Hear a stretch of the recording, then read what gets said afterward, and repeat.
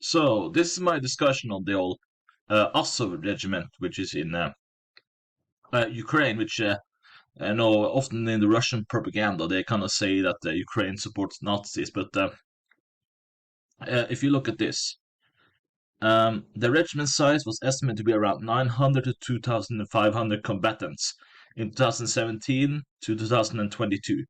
Most of the unit's members are Russian speakers and come from the Russian-speaking regions of Ukraine. It also includes members from other countries. So, so basically, those are Russians. Basically, the whole Azov regiment are basically just Russians. They're kind of red flagging Ukraine to be kind of Nazis, and it's wrong. And I have more proof of this in terms of journalists getting killed in Russia after, because Gorbachev was like a good figure, but I don't think he knew how to handle the country. But it was sort of like this figure that Russia didn't know they needed. So he kind of set up the idea of democracy, but it got crushed very easily when Boris Yeltsin took over. And here's what it says. The violent deaths of journalists began in the Boris Yeltsin era, 1999 to 1991 to 1999, and continued under Vladimir Putin, President of Russia, from 31 December 1999 to 7th May 2008. When Medvedev became president, he spoke of the need to end legal nihilism. From 2003 to 2008, there were a rising number of trials, but by November 2009, there had yet to be a major breakthrough.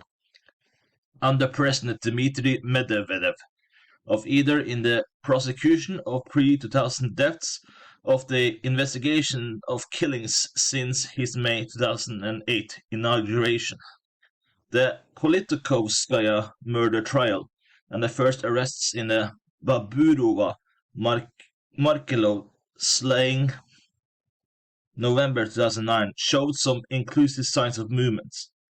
Yeah, so you can see. Yeah. So that's kind of the point there. That people who are critical of this dictator of Russia, they get killed.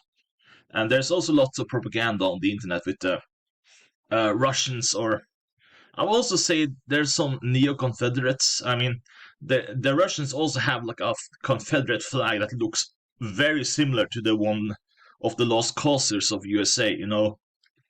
The neo-Confederates are kind of like neo-Nazis in lots of ways. I mean, they don't have to be from the South in USA, just like neo-Nazis don't have to be German. It's just an evil, hateful ideology, basically.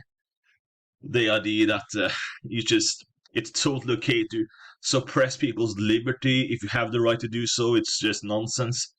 If you use your liberty to kind of crush others, that's just nonsense. That's why I support the French Revolution type of liberty for all. I'm not more on that line. But let's look at The Guardian.